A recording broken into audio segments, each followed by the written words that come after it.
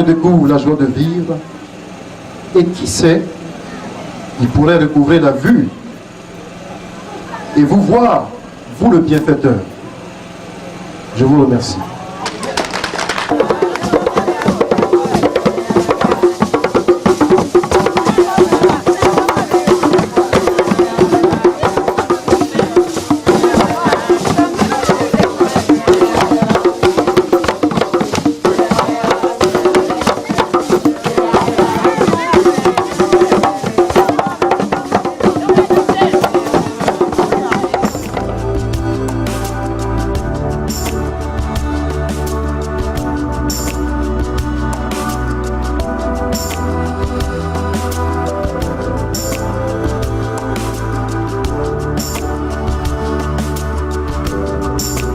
Nos défauts et nos infirmités ne sont pas ridicules en eux-mêmes, mais ridicule est l'effort que nous déployons pour les dissimuler.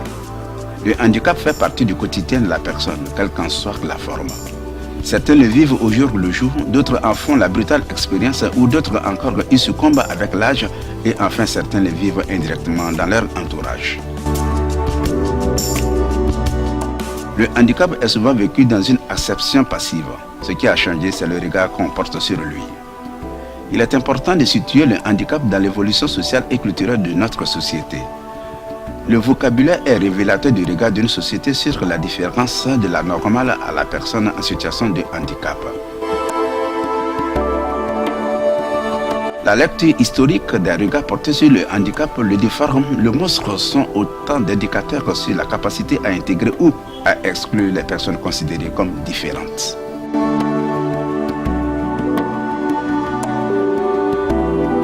Une société sans handicap est par définition une utopie.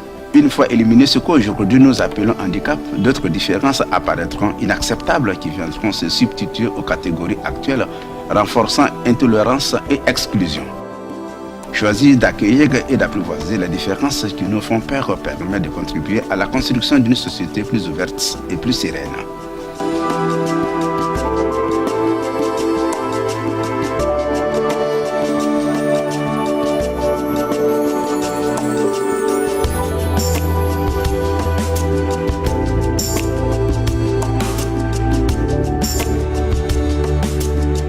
C'est au domicile du président de l'association Vivre avec son handicap que le camion a déchargé son contenu.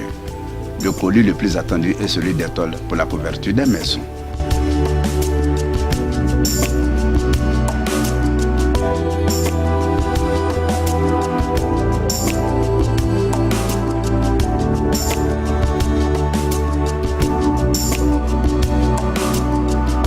Qui sont ces aveugles de l'association Vivre avec son handicap? Ce sont des personnes porteuses d'un handicap visuel légalement reconnu, tel que défini par la réglementation en vigueur. Cette réglementation affirme leur droit à l'éducation, la scolarisation, la formation professionnelle et l'emploi, un revenu décent, une protection sociale adaptée, une pleine citoyenneté. L'association a été créée et demeure gérée par et pour des personnes handicapées visuelles, avec le concours de personnes voyantes, parents et amis.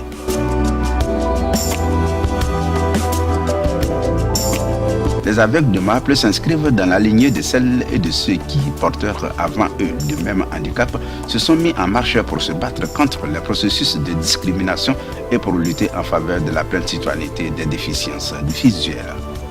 Moi, c'est Eric Gondo, le président de l'Union des associations et groupements des aveugles malvoyants du département de Darané qui est devenu maintenant du Tonki.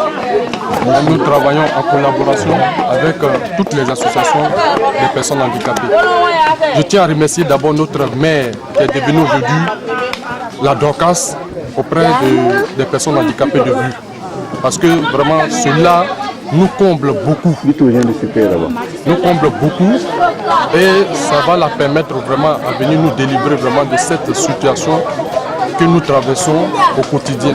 Parce que la situation des personnes handicapées de vue est une situation très très alarmante. Et nous sommes marginalisés même dans notre propre cité. Nos enfants sont déscolarisés. Nous n'avons même pas les moyens de nous autosuffire et vraiment de pouvoir s'occuper aussi de nos familles. Pourtant, nous avons des obligations vis-à-vis de nos enfants, de nos femmes. Et cela vraiment permet à compromettre vraiment notre dignité, vraiment en tant que des pères de famille, auprès de nos femmes, auprès de nos enfants. Je tiens à dire merci beaucoup à maman d'avoir appuyé nos frères de Maple, d'avoir appuyé vraiment les handicapés. Mais j'aimerais lui dire de penser aussi aux autres handicapés. Nous sommes nombreux, nous sommes assez très nombreux. Oui, continuez, parlez fort. Donc, j'étais disant tout à l'heure que vraiment la situation au niveau des personnes handicapées est très alarmante. Et la venue de l'ONG Vivre avec son handicap. Vivre avec son handicap, nous travaillons tous en symbiose ensemble. Et nous sommes tous des frères. C'est pour cela que je suis venu pour soutenir cette œuvre de l'ONG Vivre avec son handicap, parce que nous vivons tous en unité, en union ici, en fraternité et en solidarité. Et je tiens à remercier le président Anderson Fagua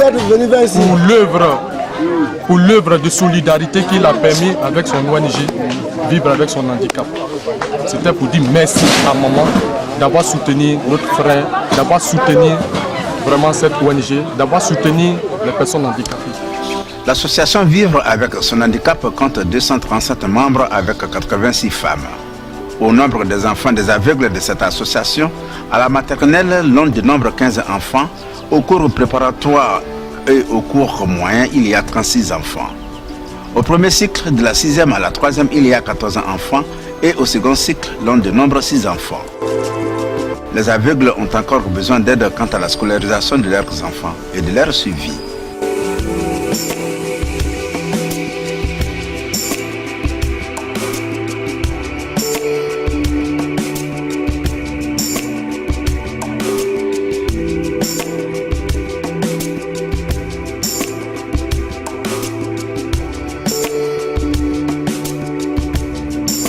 Accompagné de M. Douangwe Albert, nous avons visité le village des aveugles au lendemain de la cérémonie de remise des dons.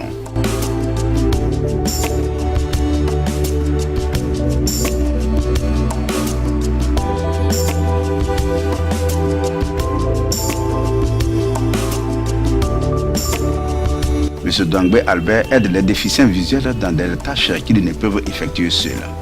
L'accompagnement peut être de nature très diverse. Il consiste par exemple à guider les déficients visuels pour leurs déplacements, courses, démarches administratives. Les seconder dans leur vie quotidienne pour leur faire la lecture, rédiger leur courrier. Les accompagner dans leurs promenades, dans leurs activités culturelles ou sportives, assurer des interventions ponctuelles.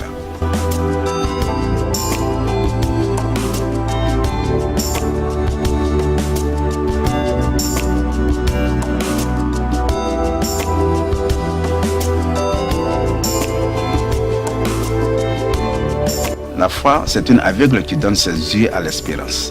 Quand l'espoir se fera, être dans la religion et avoir la foi refait naître. C'est suite à la prière d'une aveugle que les membres de l'ONG ont demandé à regagner leurs origines.